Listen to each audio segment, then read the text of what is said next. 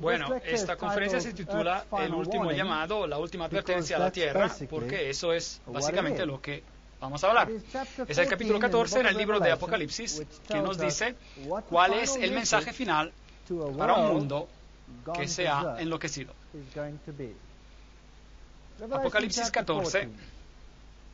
Después miré y vi que el Cordero estaba de pie sobre el monte de Sión, y con él 144,000 que tenían el nombre de él y el de su padre escrito en la frente.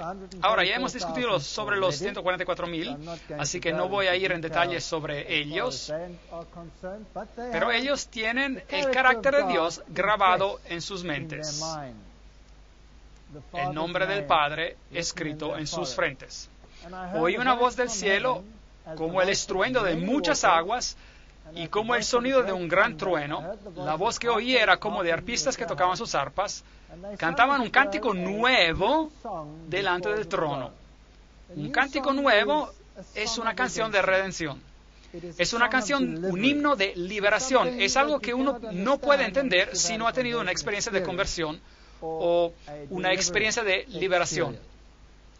Así que esta será una canción cantada con el corazón, lo que será esencial o parte de los redimidos.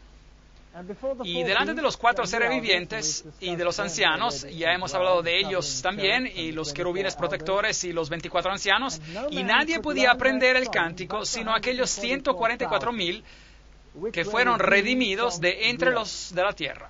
Versículo 3. Obviamente, uno no puede vivir la experiencia de otra persona. Uno no puede dar a otra persona algo por lo cual esa persona no ha pasado. Y esto es lo mismo con las 10 vírgenes al final. Había 10 vírgenes al final y cada una de ellas estaba dormida. Todas tenían aceite, todas tenían una medida del Espíritu Santo. Y después, cuando el esposo llegó, todas se despertaron. Pero solamente la mitad tenía bastante aceite para llegar a la fiesta de la boda. Y las otras no tenían suficiente aceite. Y así que ellas preguntaron a las que tenían aceite que les dieran un poco. Y ellas dijeron, pero no podemos darles aceite. Y algunos dicen que eso es egoísta. ¿Por qué no querían darles un poco de aceite? ¿Cuál es el problema? Es que uno no puede compartir su experiencia. Uno no puede decir, bueno, aquí está parte de mi experiencia, permítanme que la ponga en su lámpara. Uno va a tener que haber pasado por la experiencia de manera individual. Uno va a tener que haber tenido la experiencia con Jesucristo de manera individual. Así que toda persona necesita el aceite. Toda persona necesita esa experiencia. Y solo si uno ha tenido esta experiencia puede cantar la canción. Es la única manera para cantar esta canción. Uno necesita la experiencia. Estos son los que no se han contaminado con mujeres. Ese texto siempre me hace triste, porque yo tuve un colega que una vez abandonó a su mujer a causa de esta frase en la Biblia. ¿No es increíble cómo la gente puede pensar? Él literalmente abandonó a su esposa a causa de esta frase en la Biblia. Y yo le dije, sabes, yo creo que tú tienes una falsa comprensión de lo que una mujer representa en la Biblia. Esto no tiene nada que ver con el contacto físico entre un hombre y una mujer. Esto está hablando de la falsa adoración. Estos son los que no se han contaminado con los sistemas de adoración apóstatas. Pero no, él estaba convencido que el texto quería decir que él no se tenía que contaminar con mujeres de manera literal. Así que yo le pregunté una pregunta más. ¿Tú has estado casado por todos esos años? ¿No es ahora un poco tarde para hacer esto? Si eso es lo que tú crees. Pero de que yo sepa, él aún se queda lejos de su esposa. Pero sea como sea, eso no es lo que el texto quiere decir. Obviamente, el texto quiere decir, esos son los que no se han contaminado con iglesias apóstatas, pues son vírgenes. Ellos están con Cristo. Ellos son los que siguen al Cordero por donde quiera que va. Estos fueron redimidos de entre los hombres como primicias para Dios y para el Cordero. Y en sus bocas no fue hallada mentira, pues son sin mancha delante del trono de Dios. ¿Por qué? ¿Porque ellos tienen justicia perfecta, acaso? De hecho, sí la tienen, pero no es de ellos. Le ha sido imputada, dada, es justicia impartida. Así que ninguno de nosotros somos vírgenes en sentido espiritual, ninguno de nosotros somos vírgenes, pero en Jesucristo lo somos, porque en Él el perdón es tan completo que uno no tiene pecado, y uno es como si nunca hubiese pecado, y de consecuencia es virgen ante sus ojos. ¡Qué bendición maravillosa! Y en sus bocas no fue hallada mentira. Y cuando yo pienso a mí mismo, ¿es eso cierto acerca de mí mismo? Yo tenía la mente como aguas negras por toda mi vida. En sus bocas no fue hallada mentira. ¿Puede Dios simplemente limpiar de esa manera? Si Él lo puede hacer. Si Él lo puede hacer. Pues son sin mancha delante del trono de Dios. Versículo 5. ¿Por qué? Porque Él es un cordero sin mancha. Y Él se presenta por mí. Isaías 48. Oíd esto, casa de Jacob, que os llamáis del nombre de Israel. Israel, los que han luchado con Dios y han ganado. Los que han dicho a Dios, yo no te dejaré ir si no me bendices. No se rindan, aférrense y después por fe acepten que es así. Los que salieron de las aguas de Judá, los que juran en el nombre de Jehová y hacen memoria del Dios de Israel, mas no en verdad ni en justicia. Sin embargo, de la santa ciudad se nombran y confían en el Dios de Israel, cuyo nombre es Jehová de los ejércitos. Versículo 1 y 2.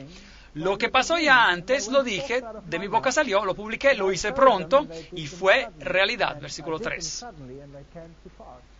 Así que hay algunas personas que declaran que ellas pertenecen al Señor, ellas pertenecen al Señor, pero en hecho ellas están confiando en un sistema en vez de confiar en el Señor. Y no hay ningún valor en confiar en un sistema, ningún valor en absoluto. Un sistema no puede salvar a uno, una iglesia no puede salvar a uno. Eso no significa que una iglesia no puede ser una hermandad del pueblo de Dios, pero la iglesia no puede salvarlo a uno, solo Jesús puede salvar. Así que es en Él en que tienes que poner confianza, en Él que declara lo pasado desde el comienzo y que dice, de mi boca salió, lo publiqué, lo hice pronto y fue realidad. Así que uno puede probar a Dios mirando a las profecías. Por cuanto sé que eres duro, que una vara de hierro es tu cerviz y tu frente de bronce. Por eso te lo dije ya hace tiempo, antes de que sucediera, te lo advertí, para que no dijeras, mi ídolo lo hizo, mis imágenes de escultura y de fundición mandaron estas cosas. Versículos 4 y 5. ¿No es eso fantástico? Así que, ¿para qué sirve la profecía? Para recordarnos que Dios está en control, para recordarnos que Él tiene el destino de la humanidad en sus manos, y Él nos dice antes de tiempo, así que cuando veamos estas cosas podamos creer. En la misma manera, toda la profecía de la cual hemos hablado, ¿nos va a salvar? No. Pero lo que puede hacer, nos puede enseñar que Dios, después de todo, merece nuestra adoración. Eso es lo único que la profecía puede hacer, no nos puede salvar. Lo oíste y lo viste todo, y no lo anunciaréis vosotros. Ahora pues te he hecho oír cosas nuevas y ocultas que tú no sabías. Ahora, han sido creadas no en días pasados, ni antes de este día las habías oído, para que no digas, he aquí que yo lo sabía. Versículos 6, 7. Eso es típico de la raza humana. Nosotros pensamos que podemos declarar todo y explicar todo racionalmente. Pero este no es un mundo racional. En mi vida yo llegué a un punto donde dije, esto no es racional, yo no puedo soportar esto. Tiene que haber algo más. Y después encontrar que Dios ha predicho todos los eventos de la historia antes de tiempo para que yo pudiera creer que Él existe. Increíble, eso es verdaderamente algo increíble. Sí, nunca lo habías oído, ni nunca lo habías sabido. Ciertamente no se abrió antes tu oído, porque sabía que siendo desleal habías de desobedecer. Por tanto te llamé rebelde desde el vientre. Versículo 8. Eso es todo lo que somos, eso es todo lo que somos. Por amor de mi nombre contenderé mi ira, y para alabanza mía la reprimiré para no destruirte. He aquí te he purificado, y no como a plata, te he escogido en horno de aflicción. Versículos 9 y 10. ¿Saben cuántas veces he escuchado a personas que dicen, el cristianismo son unas muletas? ¿Y han escuchado esa expresión? Y yo digo, increíble, el cristianismo son unas muletas. Pues vengan y háganse cristianos y tomen a mis muletas, diviértanse. Diviértanse con esas muletas. Yo les digo, el cristianismo no son muletas, es un horno de aflicción. Y es doloroso de vez en cuando. ¿Por qué? Porque tenemos que cambiar. Se trata de desarrollar un carácter. Es el desarrollar nuevos caracteres en Jesucristo. Saben, hoy en día los psicólogos, si hay dos jóvenes que se unen y van a sesiones de consejería y los psicólogos les dicen, ustedes no son compatibles, son demasiado diferentes, tienen que ser lo mismos. Tienen que tener los mismos intereses, lo mismo de esto, lo mismo de eso, lo mismo de todo. Y así que nosotros nos administramos según esta manera de ser. ¿Y qué hace Dios? Siempre junta a los opuestos. ¿Ya se han dado cuenta? Él siempre crea el escenario peor. ¿En serio? Y aun cuando Él escoge evangelistas o lo que sea, Él junta a Martín Lutero con un carácter de fuego, junto a Melanchthon, que tenía un carácter manso y apacible. Yo tengo un amigo querido y su nombre es François Duplessis, un hombre pequeñito así. ¿Cómo yo quiero a ese pequeño hombre? Él es exactamente lo opuesto de mí. Él siempre me dice, Walter, tú los tumbas con tus comentarios tan directos, pero yo los voy a recoger. Él es dulce. Y él puede hacer eso. Él puede poner el bálsamo para calmar el dolor. Y él dice, tú empiezas a hablar y después yo voy a poner mi delantal y voy a aplicar el aceite y vendar las heridas.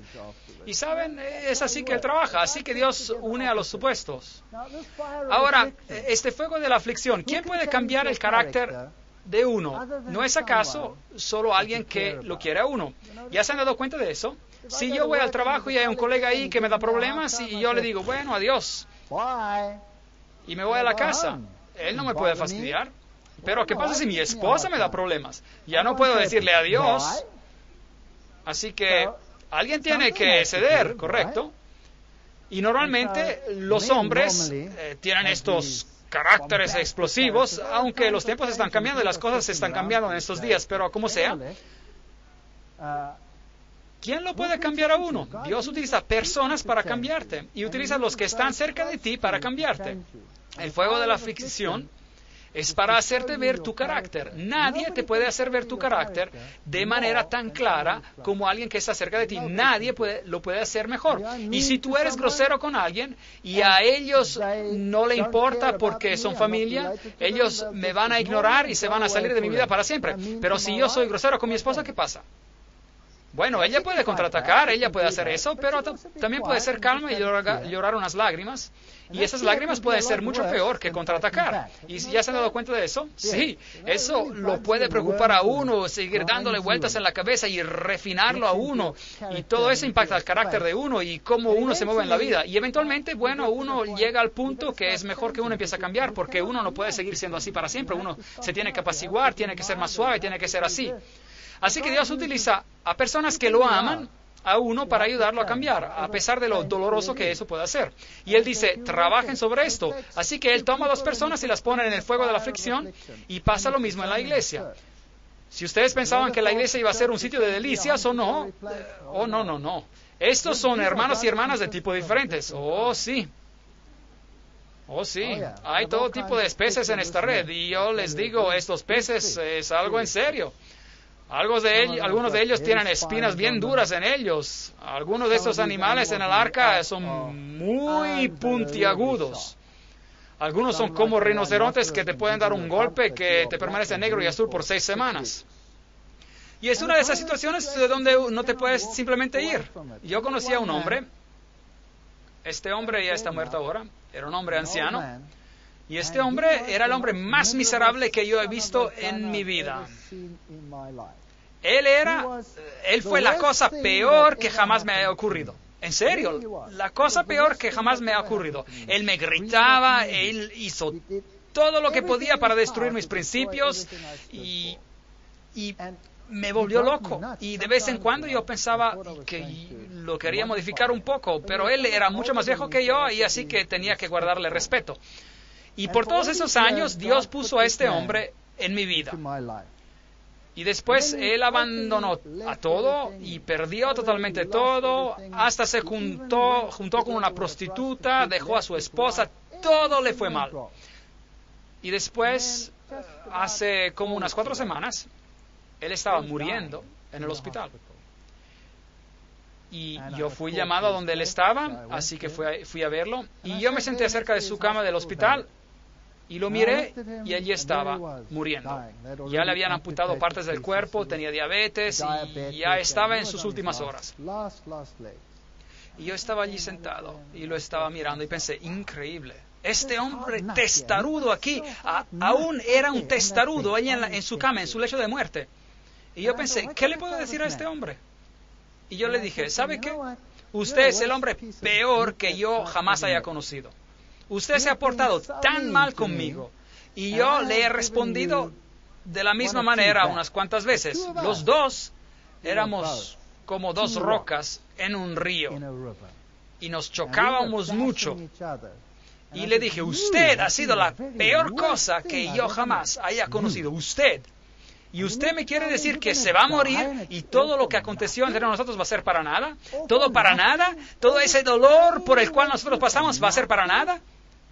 Yo quiero que ese dolor valga algo, que usted va a estar en el cielo. ¿Me entiende? Y es así como le hablé. Yo jamás he hablado así a una persona en su lecho de muerte, jamás. Y él se puso muy meditativo y después me dijo, sí, pero es demasiado tarde. Y yo le dije, ¿por qué es demasiado tarde? Y él me dijo, yo he arruinado toda mi vida y ya no puedo arreglar las cosas. Y yo le dije, bienvenido. Todos hemos arruinado a nuestras vidas y no la podemos arreglar. Así que, ¿por qué no tomas tu derrota total y la das a Jesucristo? ¿Por qué no le das a Él tu derrota? Y después, Él la va a arreglar. Y él me dijo, ¿cómo puedo regresar y arreglar eso? Y he abandonado a mi esposa, y estoy viviendo con esta, y estoy haciendo esto, y estoy haciendo eso. Y yo le dije, ¿qué vas a hacer? ¿Tú crees que te vas a levantar? Tú sabes que estás viviendo en tus últimas horas. ¿No vas a poder arreglar todo eso? Da esa derrota al Señor también. Y él me dijo, regresa mañana. Así que yo regresé el próximo día y nosotros hablamos. Y fue algo muy bello. Y las lágrimas empezaron a correr de sus ojos y él dio su vida al Señor y todo cambió. Él conocía la verdad. Y él me dijo, ¿sabes? Yo odio cuando un grupo piensa que ellos tienen la verdad. Yo odio cuando ellos piensan que tienen la verdad. ¿Qué derecho tienen ellos de tener la verdad? Y saben, es verdad. Mucha gente dice, bueno, ustedes los adventistas del séptimo día, ustedes creen que tienen la verdad. Son una gente miserable. ¿Y todos los otros qué? ¿Qué son ellos? ¿Qué tienen? ¿Una mentira? Yo digo, si lo piensan bien, no es una doctrina complicada. No es una doctrina complicada para nada. Es amar a Jesús por todo lo que Él ha hecho por ti, dale a Él el honor y la gloria y sé obediente. ¿No es lógico guardar los mandamientos de Dios? Sí es lógico. ¿Y cuál es pues su problema? Eso es todo. Obediencia y fe en sus méritos. Esto es el Evangelio en 2 palabras. ¿Y qué hay de malo con eso? ¿Estás satisfecho con un evangelio cambiado? ¿Con los mandamientos cambiados? ¿Con una denominación con un descuento del 10% o lo que sea? Uno tiene que guardar solo 9, uno menos, tenemos un descuento del 10% o lo que sea. Y él empezó a pensar y tomó su decisión. Y murió en paz. ¿Y saben qué? Yo tuve el privilegio de hacer el sermón de su sepelio. Y todos estaban allí. Su familia estaba allí, su esposa estaba allí, su amiga novia estaba allí. Ellos estaban allí todos juntos y estaban todos abrazándose. ¿No parece eso imposible? Ese es el fuego de la aflicción. Así que el Señor nos pone en situaciones donde entramos en contacto con los que amamos y podemos escapar de la situación o podemos permitir que nos cambie. Esa es nuestra elección. Y si creamos lágrimas y si creamos dolor, también lo que podemos decir es, el problema está en mí. Y cuando me doy cuenta de que el problema está en mí, entonces Dios puede trabajar conmigo. Por mí, por amor de mí mismo lo haré, para que no sea profanado mi nombre y mi honra no la daré a otro. Óyeme, Jacob, y tú, Israel, a quien llamé, yo mismo, yo el primero, y yo también el último. Mi mano fundó también la tierra, mi mano derecha midió los cielos con el palmo. Al llamarlos yo, comparecieron juntos. Isaías 48, 11 a 13. Reconozcan a Dios. Juntaos todos vosotros y oíd. ¿Quién hay entre ellos que anuncie estas cosas? Aquel a quien Jehová amó ejecutará su voluntad en Babilonia y su brazo estará entre los caldeos. Versículo 14. Ven aquí, ahora le está comparando a aquellos que elevan sus propios estándares, que tienen su propia religión, los que no necesitan a Dios. Eso es lo que los caldeos representaban. A Bab-el, a una otra puerta hacia Dios. Y yo hablé y lo llamé y lo traje. Por tanto, será prosperado su camino. Acercaos a mí, oíd esto. Desde el principio no hablé en secreto. Desde que eso se hizo, allí estaba yo.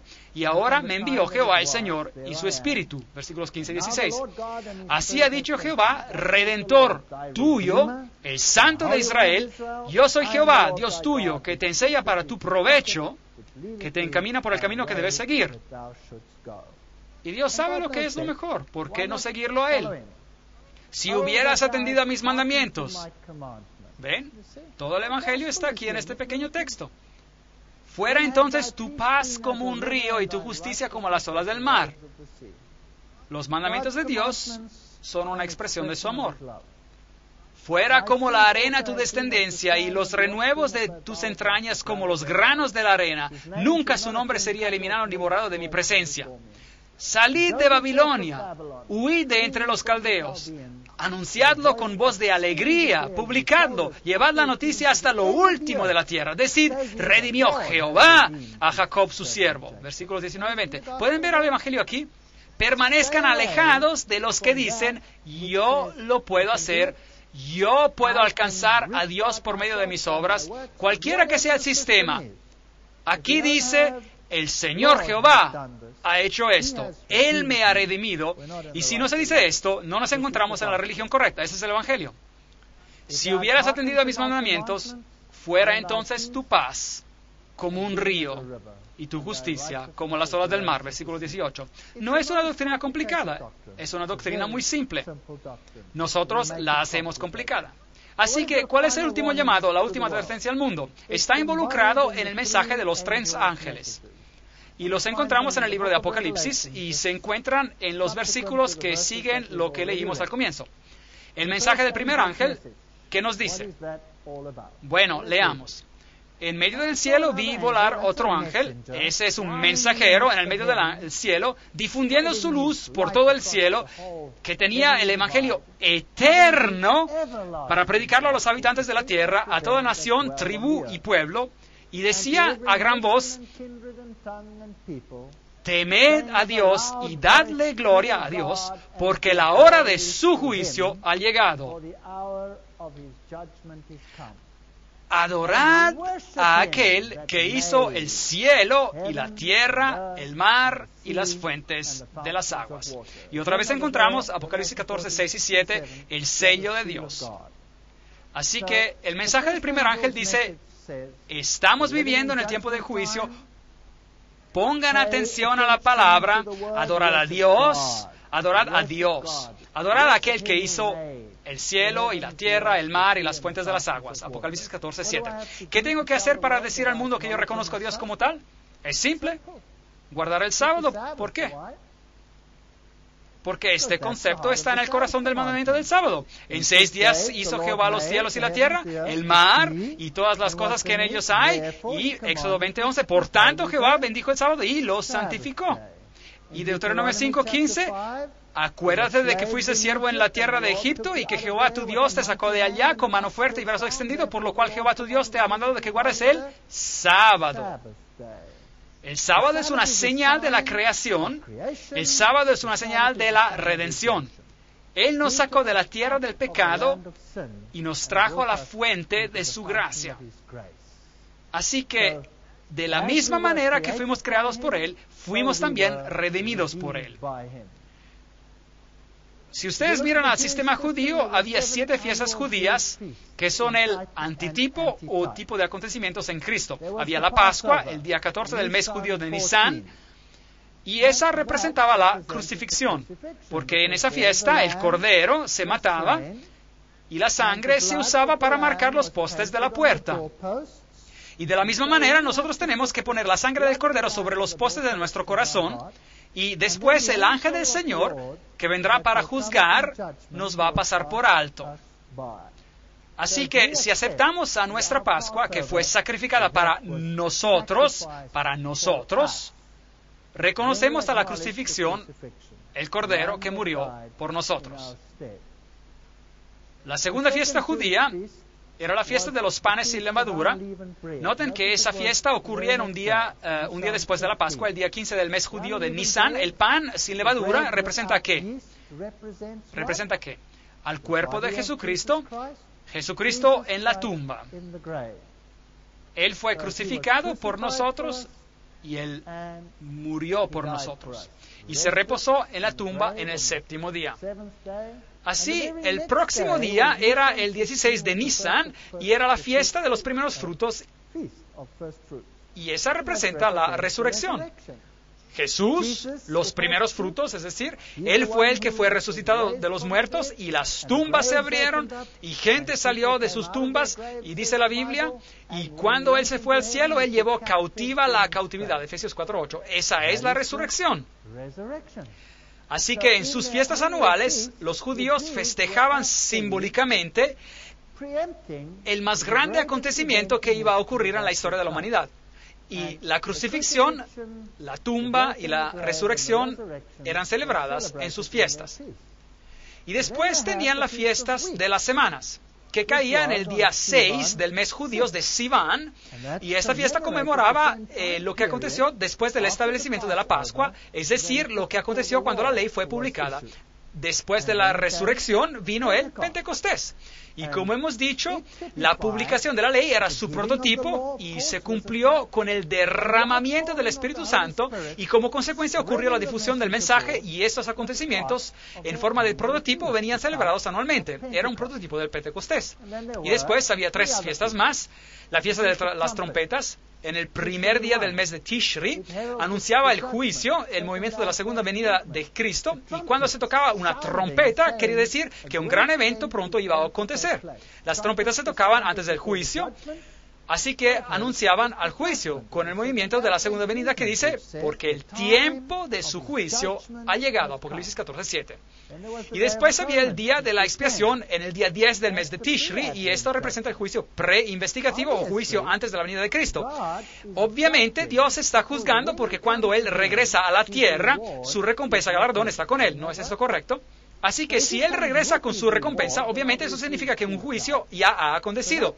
Así que ese juicio está aconteciendo en el cielo en este momento. Así que ese era el día de la expiación y representaba este periodo cuando el sumo sacerdote se encontraba en el lugar santísimo, y cuando él salía de allí, los pecados como prototipo venían transferidos al macho cabrío, y este venía enviado al desierto.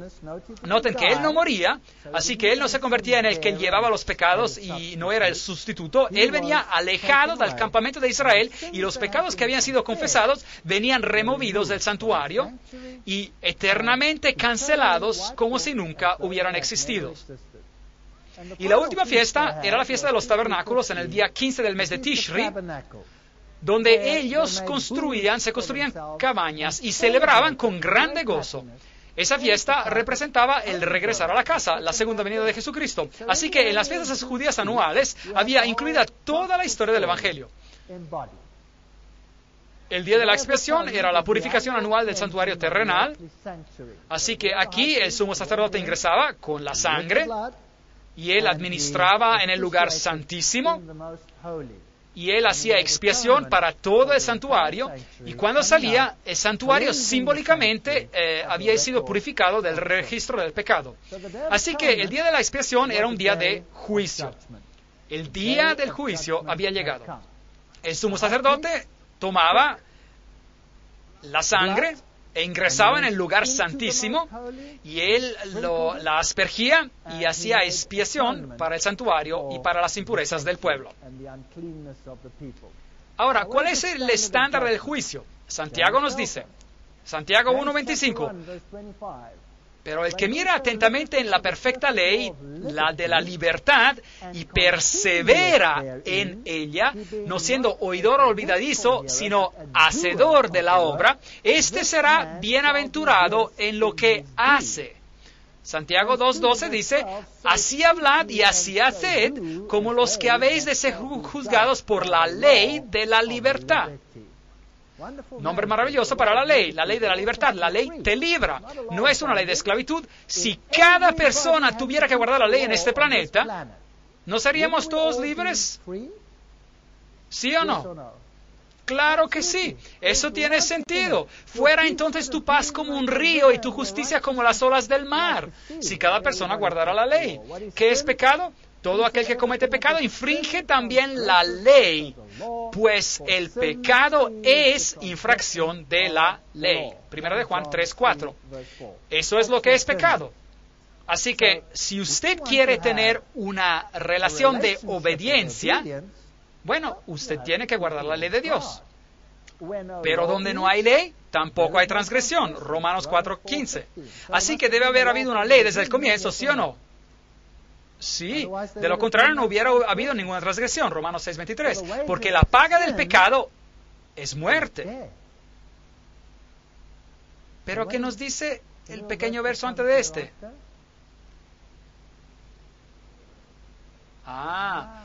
Pero la dádiva de Dios es vida eterna. ¿No es así? Por medio de su justicia. Así que este es el evangelio completo. La paga del pecado, la muerte. El regalo de Dios, la vida eterna en Jesucristo. Ahora, la paga o el pago es algo que uno recibe por algo que uno ha hecho, ¿correcto? Así que si usted escoge quebrantar la ley de Dios, la consecuencia es la muerte. La solución a esto, como todos pecamos, es la salvación por gracia por medio de la fe. ¿No es eso correcto? Todos nosotros somos salvos por gracia. ¿Significa eso acaso que tenemos que dejar afuera esa frase que dice que no tendríamos que pecar?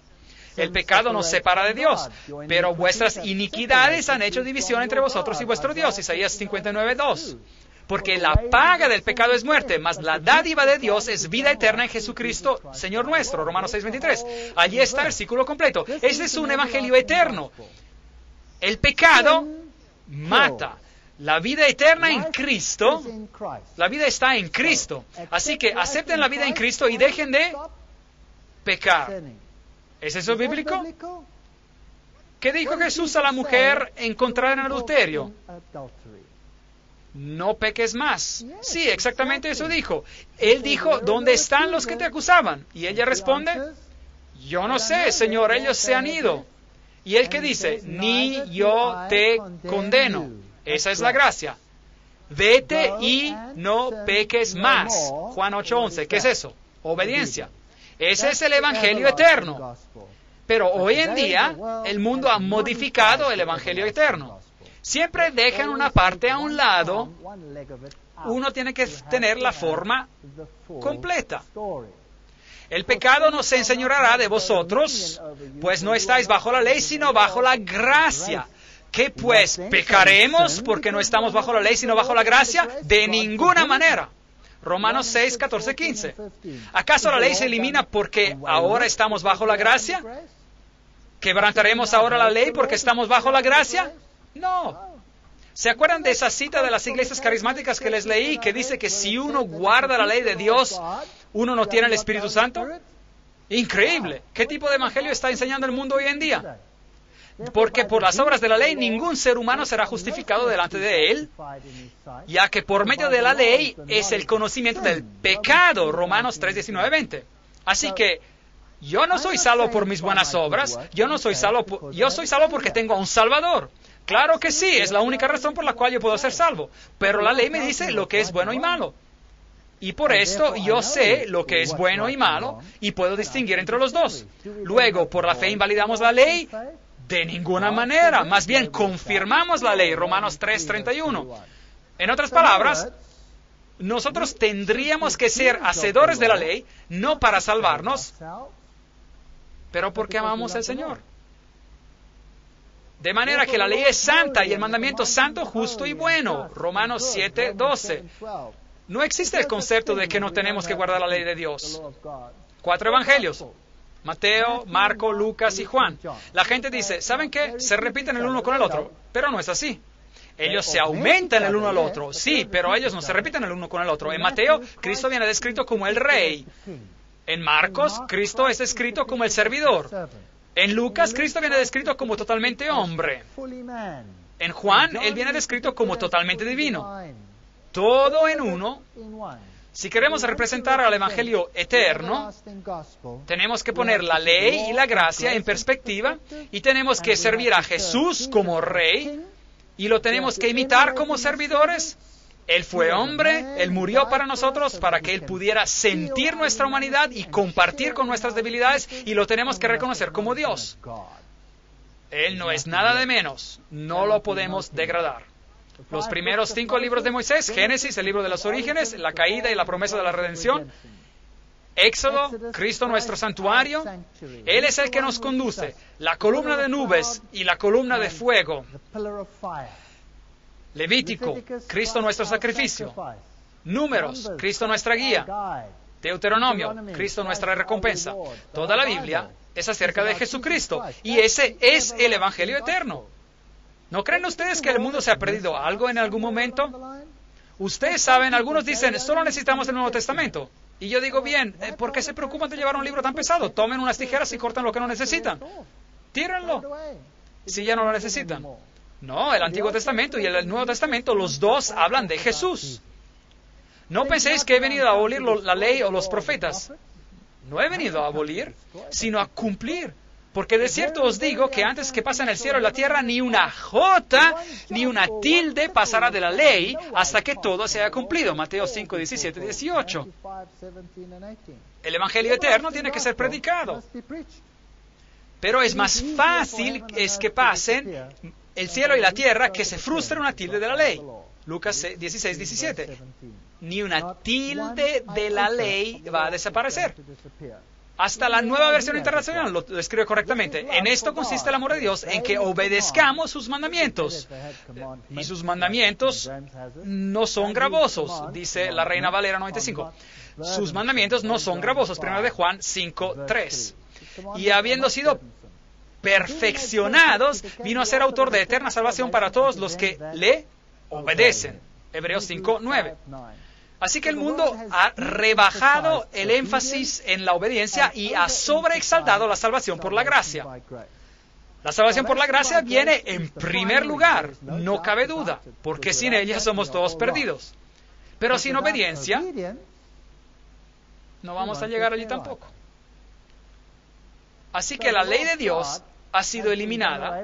¿Y por qué la encontramos en el Nuevo Testamento? Ese es el Nuevo Testamento. Al Señor tu Dios adorarás y a Él solo le servirás. Mateos 4:10, Apocalipsis 19:10. Hijitos, guardaos de los ídolos. 1 de Juan 5:21, Hechos 17:29. Para que no sea blasfemado el nombre de Dios y la doctrina. 1 de Timoteo 6:1. El sábado por causa del hombre es hecho, y no el hombre por causa del sábado. Así que el Hijo del Hombre es el Señor aún del sábado. Marcos 2:27-28, Reina Valera Antigua. Hebreos 4:4. Honra a tu padre y a tu madre. Mateo 19:19. Efesios 6:1-3. No matarás. Romanos 13:9. Santiago 2:11.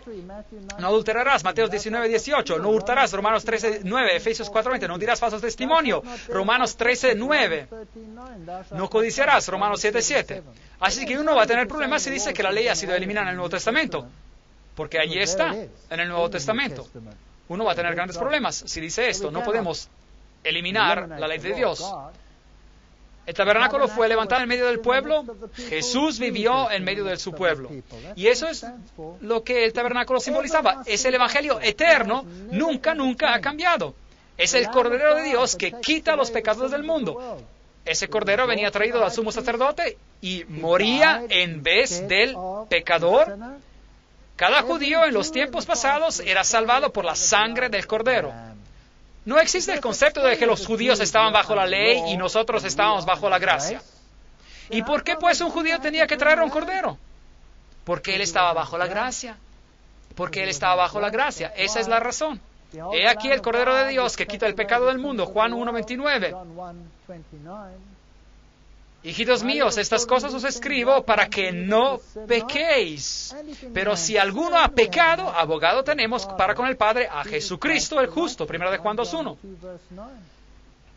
Yo estaba hablando con un musulmán una vez y él me dijo, ustedes los cristianos tienen una vida fácil. Y yo le dije, ¿por qué? Y él dijo, ustedes los cristianos hacen lo que les da la gana. Ustedes pecan y después dicen, perdóname, y ya se acaba todo, y siguen pecando un poco más. Nosotros no podemos hacer eso. Y yo dije, sí, eso es lo que el cristianismo se ha convertido. Tienes razón. Yo me estoy avergonzado delante de ustedes de que así es. Pero ¿es ese el verdadero cristianismo? ¿Murió Cristo para que sigamos pecando? Yo creo que no. El verdadero cristianismo es reconocer el sacrificio de Jesucristo y pedirle que limpie nuestras vidas. Bajar de nuestro pedestal y reconocer nuestra debilidad y nuestro pecado y aferrarnos al abogado. Él es la única esperanza que tenemos. ¿Saben cuán afortunados somos? Que el gran juez del universo también es nuestro abogado. Yo no me puedo imaginar algo mejor que esto. El juez que nos va a juzgar es también nuestro abogado. El juez dice, ¿sabes? Yo creo que tú eres culpable de esto. Y después el mismo juez dice, sí, pero yo he pagado el precio. Increíble. Y después, ¿qué pasó? ¿Le dijiste gracias? Gracias. Y amaste al Salvador tanto que paraste de hacer lo que estabas haciendo antes. Si a uno le dieran la libertad de una celda de prisión, donde había estado por alguna cosa mala que hubiera hecho, ¿estaría bien decir, ahora estoy libre para repetir lo que hizo una otra y otra vez? ¿Es así? Bueno, algunos así lo hacen, ¿sabían eso? ¿O no sería mejor decir, increíble, se me ha dado otra posibilidad, yo no voy a hacer eso otra vez? ¿Cuál de las dos opciones? Obviamente la última. Mas Él fue herido por nuestras rebeliones, molido por nuestros pecados, por darnos la paz, cayó sobre Él el castigo, y por sus llagas fuimos nosotros curados. Isaías 53:5. Si confesamos nuestros pecados, Él es fiel y justo para perdonar nuestros pecados y limpiarnos de toda maldad. 1 de Juan 1:9. Una vez estaba hablando con un pastor y él me dijo, la ley se ha eliminado, usted es un legalista. Y yo le dije, increíble, ¿no me importa si me llevo a su esposa a mi casa esta noche? Eso sería un poco rudo de decir, pero mi esposa estaba ahí conmigo en esta ocasión, así que me podía permitir hacer un comentario parecido. Y de hecho él dijo, no, claro que no. Bueno, yo dije, ¿y qué pasaría si yo matara a uno de ustedes? ¿Estaría bien? ¿O qué pasaría si yo tomara su coche? ¿O qué pasaría? Hice comentarios sobre todos los 10 mandamientos y siguen vigentes. ¿Y cuál es el mandamiento que es un problema? El sábado es un problema. No son los otros 9. Pero porque hay un argumento, no hay argumento, a veces tienen que eliminar a todos para eliminar a ese. Si confesamos nuestros pecados, Él es fiel y justo para perdonar nuestros pecados y limpiarnos de toda maldad. 1 de Juan 1:9. Esto es el centro del mensaje del primer ángel. Estamos viviendo en el tiempo del juicio y hay un evangelio eterno que nunca ha cambiado y lo hemos anulado, lo hemos segregado, lo hemos cortado en dos. Tenemos que regresar al original y tenemos que reconocer al que hizo los cielos y la tierra y las fuentes de las aguas. Eso es lo que tenemos que hacer. Ese es el mensaje del primer ángel y después siguió un segundo ángel. El mensaje del segundo ángel es un mensaje que da miedo. Ven, si uno rechaza el mensaje del primer ángel, uno está rechazando luz. Y si uno está rechazando la luz, eventualmente se quedará sentado ¿dónde? En la oscuridad. Bueno, ¿qué nos dice el mensaje del segundo ángel? Otro ángel le siguió diciendo, ha caído Babilonia, la gran ciudad que ha hecho beber a todas las naciones del vino del furor de su fornicación. Apocalipsis 14:8. Ese es el mensaje del segundo ángel. Es un mensaje poderoso. Y ese mensaje tiene que ir a todo el mundo. ¿Y cuál es el punto si yo voy al mundo y les digo, mundo, Babilonia ha caído? ¿Haría eso una diferencia?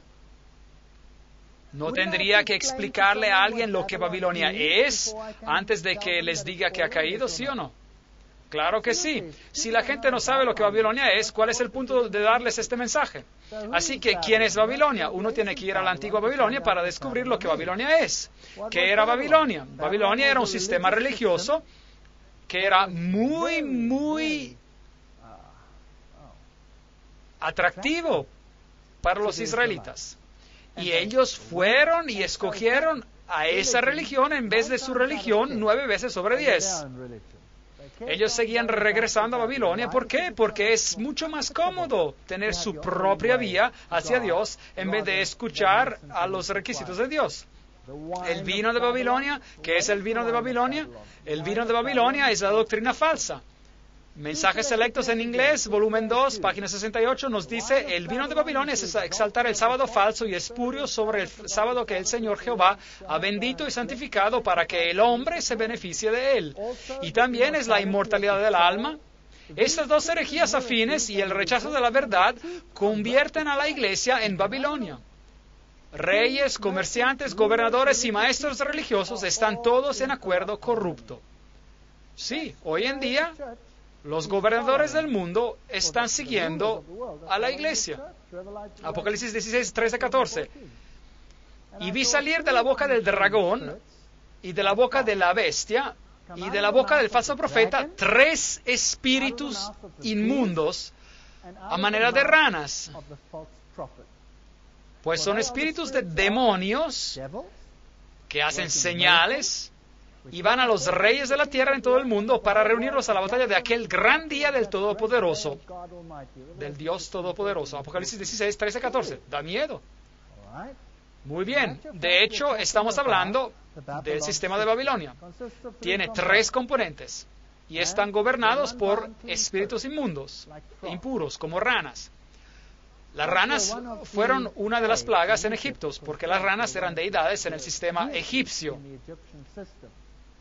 Así que aquí están ellas y salen de la boca del dragón, de la bestia y del falso profeta.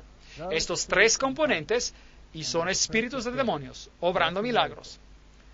Y contraponiéndose a ellos existe otro grupo. Aquí está la paciencia de los santos, de los que guardan los mandamientos de Dios y la fe de Jesús. Apocalipsis 14, 12. 2 mensajes. ¿Quiénes son estos mensajeros? ¿Y quién es esta mujer llamada Babilonia que tiene todo el mundo a sus pies adorándola? Así que la Babilonia mística tiene estos 3 componentes: el dragón, la bestia y el falso profeta. Y ya hemos hablado de ellos en detalle durante esas conferencias. Aquí hay una rana de bronce y esta se encuentra en Japón, donde ellos aún adoran a esta deidad, que es el Padre, la Madre y el Hijo, así como ellas existen en el sistema egipcio de Isis y Osiris. Y ellos aún adoran a esas ranas allá afuera, así que no piensen que ese sistema se ha acabado. Ese es el antiguo sistema de adoración babilónico. Las ranas de bronce combinan el sol con el agua y simbolizan la fertilidad. Así nos dice la organización de la UNESCO, y ellos seguramente saben. ¿Qué es el dragón? Bueno, el dragón viene identificado en la Biblia como Satanás, esa antigua serpiente. Así que todo lo que trata con el espiritismo, donde fuerzas demoníacas directamente planean con la humanidad, todo eso forma parte del sistema del dragón. Así que eso incluiría, por ejemplo, la brujería. Nos conduce a la brujería en la apostasía, pero brujería que tiene que ver con la iglesia. ¿Qué pasaría si la iglesia empezara a decir, tenemos que empezar a tener sesiones de espiritismo, así como lo hizo la iglesia anglicana? ¿No eso se convierte acaso la brujería de parte de la iglesia? ¿No ingresa de manera disimulada, infiltrada acaso el sistema babilónico de adoración en la iglesia? ¿Quiénes son estos sacerdotes de Roma? Los obispos vagantes, ambulantes, errantes, que están involucrados en el ocultismo y controlan lo que ocurre detrás del movimiento de la nueva era. ¿Y qué hay de la filosofía mundial? Ayn Rand, The Virtue of Selfishness, la virtud del egoísmo. ¿Hay acaso virtud en el egoísmo? No, pero según el pensamiento humano, hay virtud en el egoísmo. De hecho, Robert Schuller enseña, la autoestima es en realidad lo que uno necesita. No la estima de Dios, pero la autoestima. Yo creía que Jesús tenía que crecer y yo disminuir, Juan 4:30. ¿Quieren saber algo que es un pequeño secreto? Y eso es que la verdad y el error están muy cercanos. Están muy cercanos. ¿Sabían que de hecho si ustedes quieren rendir su autoestima a Cristo, de hecho aumentan su autoestima? Es increíble, pero es un hecho, piénsalo. Porque uno tiene al Dios del universo reconociendo a uno como a su hijo. Uno se convierte en un hijo o hija del Dios Altísimo, un príncipe que se va a sentar en un trono junto a Él. Increíble. Si esto no es algo asombroso, ¿qué más habrá? Pero uno tiene que aprender humildad de Él para poder calificar. Aquí, en este otro sistema, estamos aprendiendo algo diferente. ¿Y qué hay de lo que escuchamos de esta dama amable, J.Z. Knight? Usted es Dios, olvídense de Jesucristo. Él es solo parte del grupo. El espiritismo en todas sus formas, donde el hombre se hace pasar por Dios para ser adorado, 2 Tesalonicenses 2:4. Así que tenemos todos los reyes divinos, el Dalai Lama, todos estos reyes, en los sistemas de adoración del mundo. Y estos sistemas de adoración se están uniendo bajo las Naciones Unidas para formar una gran religión unida. Y tenemos que honrar la misma deidad detrás de todas las religiones. Y yo tengo un problema con eso. ¿Cómo puedo honrar a una deidad que exalta el yo si yo mismo estoy adorando a una deidad que representa la humildad? Las dos son incompatibles. Pero todas ellas se están juntando en este sistema súper grandioso. Bhagwan Sri, adorado a pesar de ser un ser humano. ¿Le da eso a una autoestima? De hecho, le roba a uno de su dignidad. O como Maitreya, como apareció en Nairobi, y la gente que lo adoraba como a Jesucristo. Se nos dice en las iglesias hoy en día que Harry Potter está muy bien. Y los niños se visten como Harry Potter para venir y practicar sus valores en la iglesia. Eso es brujería. Así que, ¿acaso no ha incorporado la iglesia la brujería en sus sistemas? ¿Sí o no? Por lo menos la tolera. Hay muchas personas en la iglesia que están horrorizados por lo que está ocurriendo. Y yo opino que Dios permite que todo esto se vuelva de peor en peor para que a ellos despierten y vean qué ha ocurrido con la iglesia. La iglesia se ha convertido en Babilonia, permitiendo la adoración del dragón en su mismísimo medio. ¿Y qué del espiritismo moderno con las hermanas Fox? Aquí ellas están. Empezó con un golpear, toc, toc, toc, y eventualmente se desarrolló en sesiones espiritísticas completas y adoración demoníaca.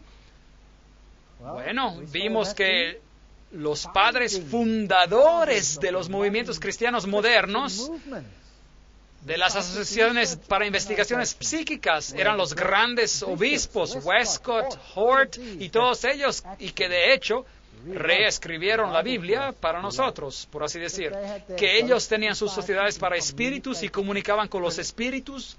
¿No es eso acaso el espiritismo en la iglesia?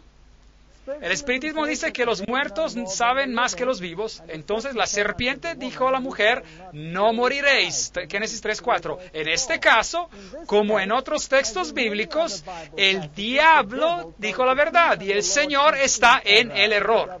A.W. Sprague, espiritista. Bien directo, ellos hablan sin rodeos. El principio fundamental del espiritismo es que el ser humano sobrevive a la muerte corporal y que ocasionalmente, bajo condiciones que aún no están completamente comprendidas, nosotros podemos comunicarnos con los que ya han muerto. J. Arthur Hill, Espiritismo, Historia, Fenómenos y Doctrina, de página 25. Esto es el espiritismo en el mundo. La Biblia dice, cuando tú mueres, tú estás muerto. Tu única esperanza está en la resurrección, y esa es tu única esperanza. El espiritismo alega que los muertos se comunican. El hidalgo Oliver Lodge dijo lo siguiente, no hay muerte en la tumba, yo hablo frecuentemente con los muertos, yo no puedo dudar que la gente vive después de la muerte porque yo hablo frecuentemente con ellos. Bueno, los reyes de nuestra era lo hacen por todos sitios. El príncipe Carlos tiene sesiones regulares con Patton, que está muerto desde mucho tiempo, y el príncipe Carlos es la cabeza oficial de la iglesia anglicana. ¿Hay espiritismo en la iglesia? ¿Sí o no? Claro que sí. Hay espiritismo en la iglesia. The Progressive Thinker, el pensador moderno, 18 de mayo de 1929. Lo que el espiritismo es y hace, remueve todo miedo de la muerte, que es de hecho la puerta al mundo de los espíritus. Enseña que la muerte no es la cesación de la vida, pero un simple cambio de condición. El espiritismo es el mensaje de Dios a los mortales declarando que no hay muerte. ¿Y qué hace eso con Dios? ¿Hace de Dios qué? Lo hace un mentiroso. ¿Es eso correcto? Todos los que han muerto aún viven y aún hay esperanza en la vida venidera, pero para los más grandes pecadores, que cada alma progresará en las edades y alturas sublimes y gloriosas donde Dios es amor y el amor es Dios. El mundo está viviendo una mentira. Yo tengo informaciones de sesiones espiritistas, cintas de grabar de una sesión con Cecil Juan Rhodes, bueno, supuestamente, claro, él está muerto, pero él habla a un espiritista y él explica quién es la jerarquía al otro lado y las personas que fueron las más malas en esta tierra, según esta sesión espiritista, están más elevados que Jesucristo en el más allá. Por ejemplo, Adolf Hitler es más elevado en el más allá que Jesucristo, porque supuestamente él ha tenido más experiencia aquí en la tierra. ¿Pueden creer eso? Bueno, estas son doctrinas terribles, doctrinas de demonios que están siendo propagadas en las iglesias, porque virtualmente todas las iglesias hoy en día propagan la doctrina de una vida que continúa después de la muerte. ¿Con quién habló Alice A. Bailey cuando habló ella con Dwal Cool? Si los muertos están esperando la resurrección, ¿con quién habló ella? ¿Quién es Dwal Cool? Él es un demonio. Eso es lo que es. Aquí está el sitio web oficial de la iglesia de Satanás. Este hombre aquí, Anton LaVey. ¿Tienen buenas doctrinas? Sí. Pero la iglesia de Satanás es una iglesia reconocida en el mundo. Y está al lado de las otras iglesias en una comunidad de todas las iglesias. ¿Qué tienen en común la luz y la oscuridad? ¿Se ha enloquecido acaso nuestro mundo? Aquí está el sumo sacerdote del satanismo y él es supuestamente responsable de yo no sé cuántos sacrificios de seres humanos. Y aquí noticias satánicas avanzando. ¿Qué dice la Biblia satánica? 1969, Anton LaVey, el fundador. Satanás representa la indulgencia en vez de la abstinencia. Satanás representa la existencia vital en vez de sueños espirituales. Satanás representa la sabiduría pura en vez de la decepción hipócrita. Satanás representa la amabilidad para aquellos que se la merecen en vez de amor derrochado sobre ingratos. ¿Saben qué? El reino del cielo es para estos que escuchan.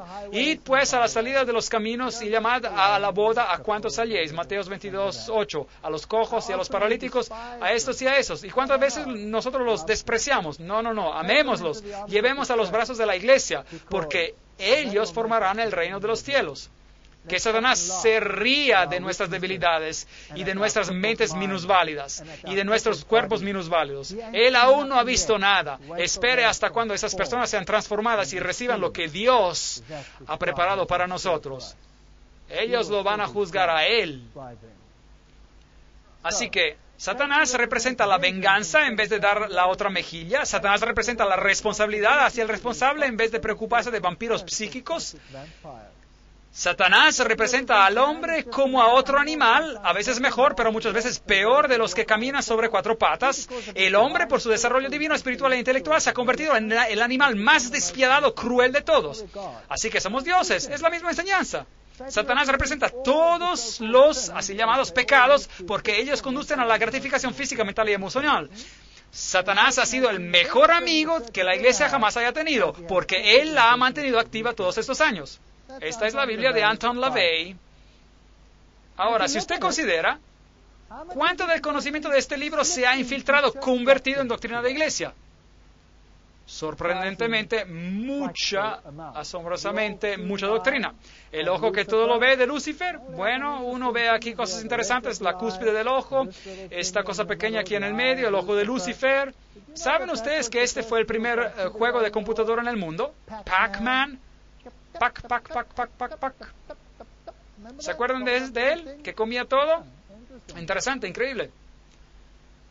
Así que el espiritismo, el componente del dragón, es todo lo que tiene que ver con la actividad demoníaca, disfrazada de vez en cuando como de iglesia y de vez en cuando como satanismo puramente demoníaco, y a todos ellos se les da la bienvenida en los brazos de Babilonia. ¿Y qué hay de la bestia? Bueno, es el catolicismo, desafortunadamente. Eso es lo que la Biblia enseña. Todos los atributos del papado se aplican al poder de la bestia. Él es el que tiene la seña de Horus, y todas las religiones mundiales serán sujetas a él. Él es todas las cosas a todos los hombres. Aquí él recibe el tilak del hinduismo, aquí él besa el Corán. Ya hemos hablado de esas cosas. Un Cristo muerto no puede comunicar. El cuerpo de Cristo es Dios en la hostia, literalmente haciendo Dios de un pedazo de pan. ¿Puede eso salvarlo a usted? No. Créame, y yo he tratado de hablar con él, pero él no responde. Él no responde. Y sustituyéndolo con María, este es el escudo del Vaticano, el dragón, con el blasón en la insignia papal, en el Museo Vaticano. Vatis significa el que divina, y Can es la serpiente, Vaticano, la serpiente que divina, eso es lo que significa. Así que si seguimos al poder de la bestia, estamos en problemas. Apocalipsis 13:4, y adoraron al dragón, que había dado autoridad a la bestia, y adoraron a la bestia, diciendo, ¿quién como la bestia y quién podrá luchar contra ella? Así que si yo reconozco a Roma como la cabeza espiritual de las iglesias, bueno, entonces estamos reconociendo el liderazgo de Babilonia en vez del liderazgo de Jesucristo. ¿Y a qué apuntan los jesuitas? Según ellos solamente buscan dar más gloria a Dios, pero si uno examina los hechos, uno encontrará que ellos apuntan solamente a tener el dominio universal. Ellos se han rendido indispensables al Papa, que sin ellos no podría existir, porque el catolicismo es identificado con ellos. Ellos se han rendido indispensables a los gobernadores y tienen las revoluciones en sus manos, y de esa manera, sea bajo un nombre u otro nombre, son ellos los que dominan al mundo. Ese es un hecho. Todas estas revoluciones de las cuales hemos hablado, todas estas muertes y todo este caos está bajo el control de ellos. Así que creando caos, ellos pueden crear la orden mundial que ellos desean, y nosotros tenemos que estar sujetos a ellos. Así que este es el otro componente de Babilonia. ¿Y quién es el falso profeta? Esto es muy triste. Después vi otra bestia que subió de la tierra. Tenía 2 cuernos semejantes a los dos de un cordero. Apocalipsis 13:11. Este es otro sistema cristiano, pero hablaba como un dragón. Y ya hemos hablado de esto en Apocalipsis 13. Esta representa al poder protestante de los Estados Unidos, que surge y toma el poder y hace una imagen de la bestia y se convierte como ella. Y el protestantismo, que tendría que representar la libertad y la justicia, hoy en día no es nada más que masonería disfrazada. La Estatua de la Libertad es masona, una alianza santa, que de hecho es una alianza maldita. El muro de separación entre la iglesia y el Estado es una metáfora basada sobre mala historia. Y así, las iglesias rumbo hacia Roma, las iglesias protestantes adoptan características de la bestia. Y la iglesia anglicana aquí cambió su cara y se convirtió como la bestia. Ya hemos hablado de todo esto. Y estuvimos mirando a todas sus enseñanzas, a lo que ellos enseñan y cómo está totalmente contrario a la Biblia. Lo que Schuller dice, lo que la Biblia dice y todas estas cosas. Lo que Schuller dice, y nosotros podemos orar, Padre nuestro que estás en el cielo, alabado sea nuestro nombre. Hacer de nuevo significa que nosotros tenemos que cambiar de una imagen de nosotros mismos negativa a una imagen de nosotros mismos positiva.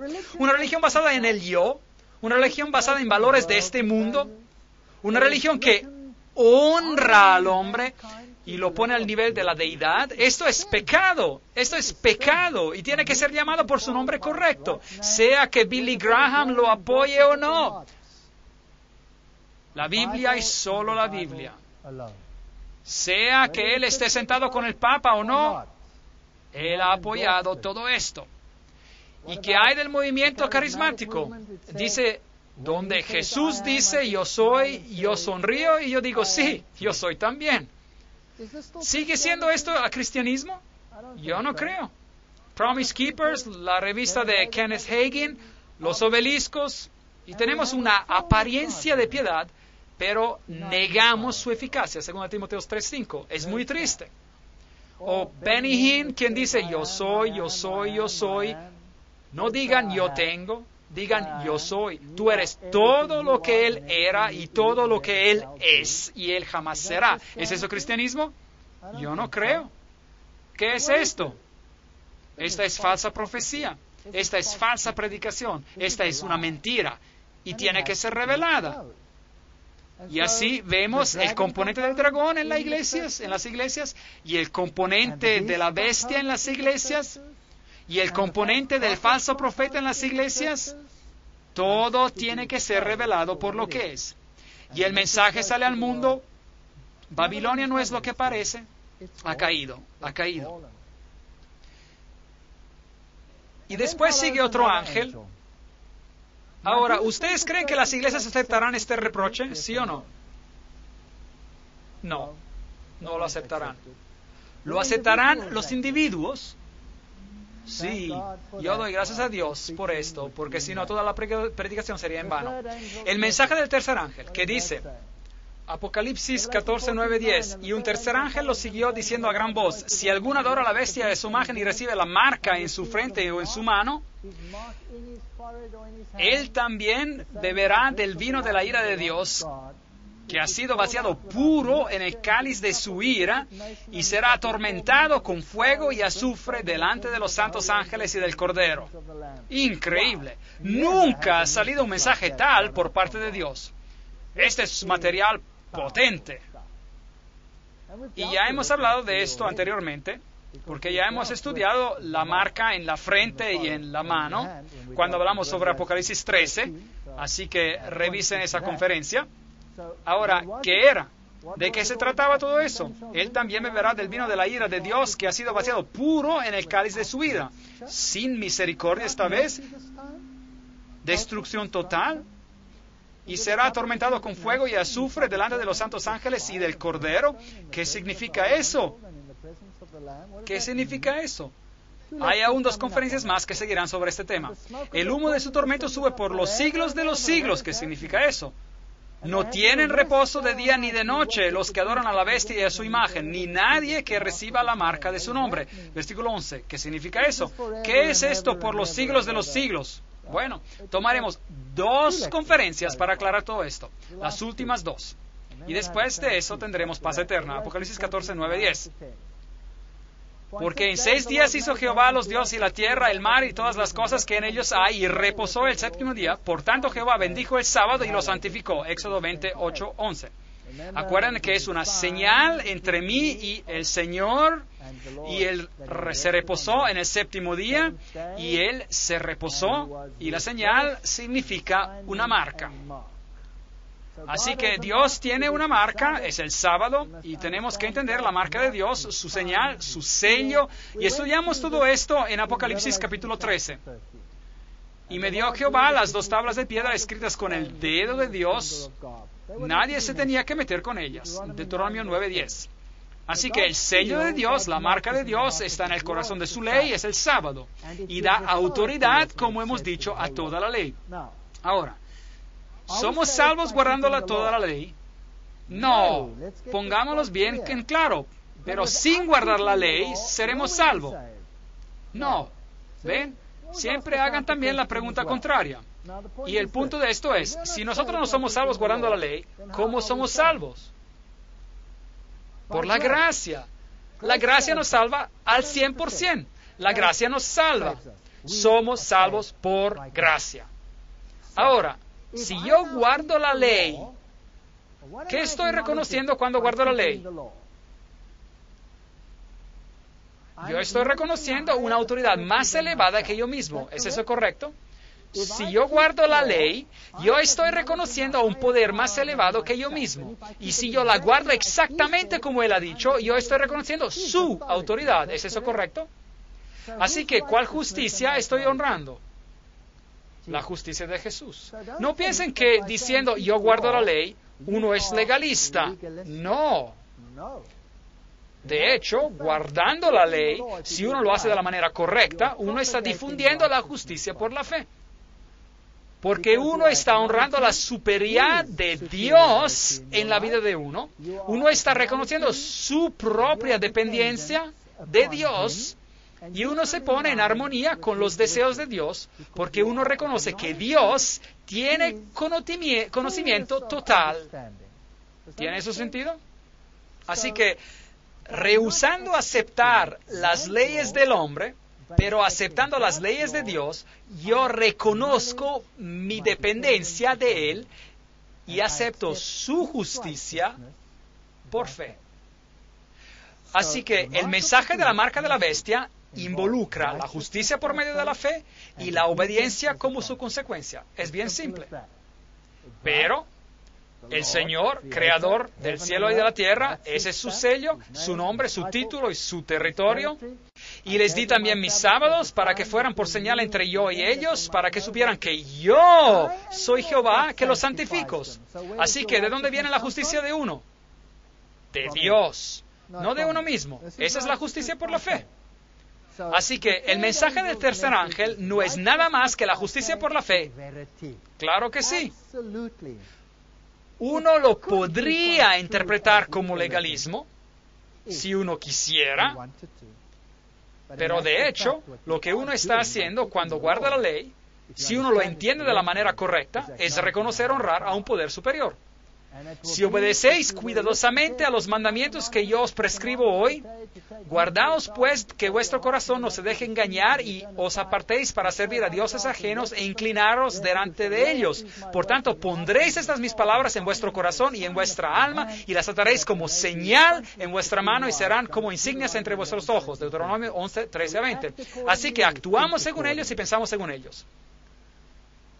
¿Y la marca de la bestia? El domingo es nuestra marca de autoridad. Bueno, ellos mismos lo dicen. La iglesia es superior a la Biblia y esta transferencia de la observancia del sábado es una prueba de ese hecho.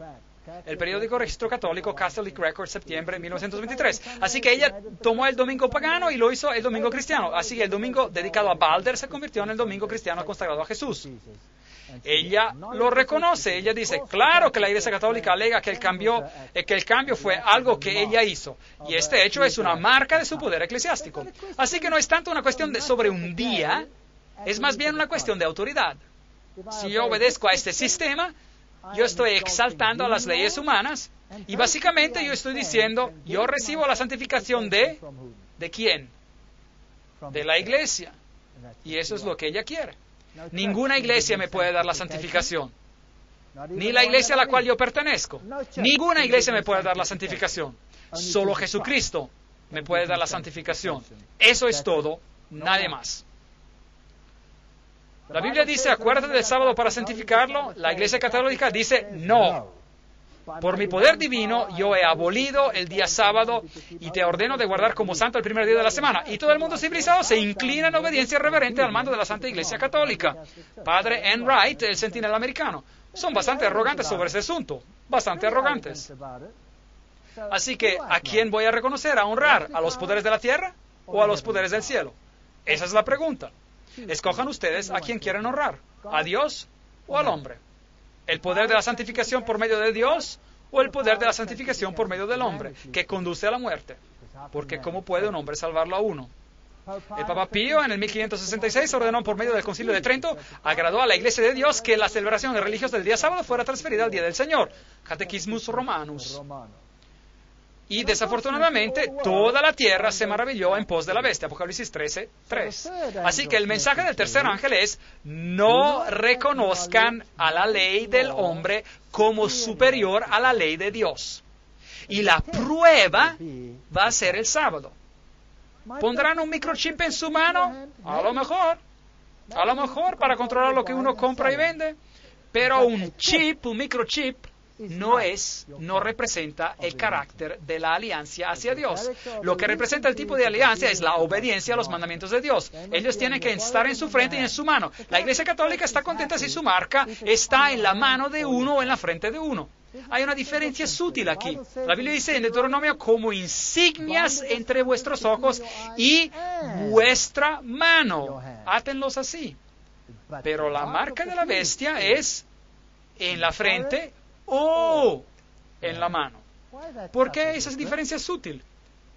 Porque la Iglesia Católica está satisfecha si usted guarda su mandamiento porque usted está convencido que es correcto, pero está también satisfecha si usted lo hace porque lo tiene que hacer, sin honrar o reconocer a nadie. Simplemente ser obediente es suficiente. Pero no es suficiente. Sed obedientes a Dios. Aquí está la perseverancia de los santos, los que guardan los mandamientos de Dios y la fe de Jesús. Apocalipsis 14. Bueno, este mensaje será predicado con más poder en Apocalipsis 18, 1 y 2 dice, después de esto vi a otro ángel que descendía del cielo con gran poder y la tierra fue alumbrada con su gloria, clamó con voz potente diciendo, ha caído la gran Babilonia. Y ahora miren a lo que ha acontecido. Se ha convertido en la habitación de demonios, en guarida de todo espíritu inmundo y en albergue de toda ave inmunda y aborrecible. Bueno, si uno rechaza a Dios, uno recibe a demonios. Porque todas las naciones han bebido del vino del furor de su fornicación. Los reyes de la tierra han fornicado con ella y los mercantes de la tierra se han enriquecido, etcétera, etcétera. Y oí otra voz del cielo que decía, salid de ella, pueblo mío, para que no seáis partícipes de sus pecados, ni recibáis parte de sus plagas. Así que Dios va a llamar a su pueblo fuera de Babilonia. Ellos tienen que salirse. Ellos tienen que ver que un sistema terrenal ha sido construido que no conduce a la justicia. Y no participéis en las obras infructuosas de las tinieblas, sino más bien reprendedlas. Efesios 5:11. Este es el último mensaje de advertencia al mundo. Es un mensaje duro. Es un mensaje muy duro. Es un mensaje muy impopular. Y después será un tiempo de angustia, cual nunca fue desde que hubo gente hasta entonces. Daniel 12:1. Cuando este mensaje acaba, este planeta ya no se va a ver igual. Y el que habita al abrigo del Altísimo morará bajo la sombra del Omnipotente. Salmos 91:1. Si uno escoge al Señor, uno no tiene nada que temer. El Señor se va a ocupar de uno. Él lo ha prometido. Él no ha prometido un jardín de rosas, pero por lo menos Él no es un mentiroso. Por lo menos Él no promete una utopía y después no cumple. Él dice, va a ser duro, pero yo me voy a cuidar de ti. Y el decreto saldrá, y el que es injusto, sea injusto todavía. Y el que es impuro, sea impuro todavía. Y el que es justo, practique la justicia todavía. Y el que es santo, santifíquese más todavía. Apocalipsis 22:11. El tiempo de gracia se cierra, la decisión ha sido tomada. Y después, Apocalipsis 18:1, después de esto vi a otro ángel que descendía del cielo con gran poder, y la tierra fue alumbrada con su gloria. El pueblo de Dios saldrá de Babilonia. Oí una voz desde el cielo, Apocalipsis 14, que me decía, escribe, bienaventurados de aquí en adelante los muertos que mueren en el Señor. Una frase extraña. Sí, dice el Espíritu, descansarán de sus trabajos, porque sus obras con ellos siguen. Miré, y he aquí una nube blanca, y sobre la nube uno sentado semejante al Hijo del Hombre, que tenía en la cabeza una corona de oro y en la mano una hoz aguda. ¿A qué sirve una hoz? Para la cosecha. Es el tiempo de la cosecha. Bueno, si uno muere, es en cierto modo una bendición, porque el Señor lo resucitará, nada que temer. Y si uno está vivo, bueno, es una bendición porque uno lo verá venir otra vez, aguardando la esperanza bienaventurada y la manifestación gloriosa de nuestro gran Dios y Salvador Jesucristo. Tito 2:13. Ese es el próximo acontecimiento. Este es el último mensaje de advertencia al mundo, seguido por la venida de Cristo. Porque el gran día de su ira ha llegado, ¿y quién podrá sostenerse en pie? Bueno, vamos a tener que responder a esa pregunta, Apocalipsis 6:17. Y la analizaremos en gran detalle en otra conferencia. Y otro ángel salió del templo gritando a gran voz al que estaba sentado sobre la nube, mete tu hoz y ciega, porque la hora de cegar ha llegado, pues la mies de la tierra está madura. El que estaba sentado sobre la nube metió su hoz en la tierra y la tierra fue cegada. Apocalipsis 16. Así que aquí hay una cosecha de la redención. Y otro ángel salió del templo que está en el cielo, llevando también una hoz aguda. Y salió del altar otro ángel que tenía poder sobre el fuego y llamó a gran voz al que llevaba la hoz aguda diciendo, mete tu hoz aguda y vendimia los racimos de la tierra porque sus uvas están maduras. Apocalipsis 14, 17, 18. Así que hay una primera cosecha y ahora hay una segunda cosecha. El ángel metió su hoz en la tierra y vendimió la viña de la tierra y echó las uvas en el gran lagar de la ira de Dios. El lagar fue pisado fuera de la ciudad y del lagar salió sangre que llegó hasta los frenos de los caballos en una extensión de 1.600 estadios. Apocalipsis 14, 19 a 20. Bueno, ¿qué significa todo esto? Bueno, el vino es la doctrina. Y aquí está la doctrina de la tierra en contraste con la doctrina celestial. Y la doctrina vendrá y sepultará a los caballos. ¿Y qué representaban los caballos? Al mensajero del Evangelio. Así que este mensajero del Evangelio que se difundió desde la tierra y que era una mentira porque venía de la tierra y quitó a Jesucristo, este mensajero será sumergido en su propia iniquidad y desaparecerá para siempre. Para siempre. Así que la elección es entre un sistema o el otro. O vamos con Cristo cuando Él venga, o formamos parte de la otra cosecha. La elección es nuestra. El mensaje final de advertencia, a pesar de parecer duro, es un mensaje de amor, porque nos llama a reconocer, a honrar a Jesús. Piensen en su simplicidad. Mi pueblo, Él está básicamente diciendo, yo los amo. Ha llegado el tiempo para que el juicio venga. ¿Por qué no abandonan las filosofías malvadas de esta tierra? ¿Por qué se quieren quedar arraigados en la evolución y en todas estas filosofías? ¿Por qué no me reconocen a mí como a su Creador y su Redentor? ¿Por qué quieren seguir a filosofías que exaltan lo humano y denigran a lo divino? ¿Por qué no quieren mirar hacia arriba para su salvación en vez de mirar abajo? Hacia abajo. ¿No quieren obedecerme a mí y a mis preceptos para que les vaya bien? ¿No quieren honrarme a mí porque yo soy el que los santifica y el que los hace completos y el que los hace hijos e hijas del Altísimo? Ese es el mensaje. ¿No ese es un mensaje bello? Es una dulce llamada del Señor de lo alto que dice, vengan mis hijos, ¿por qué se van a perder? Y uno puede escuchar, atender el llamado o lo puede rechazar. Ese es el último mensaje a este mundo. Es duro, pero yo creo que es verdadero. Amén.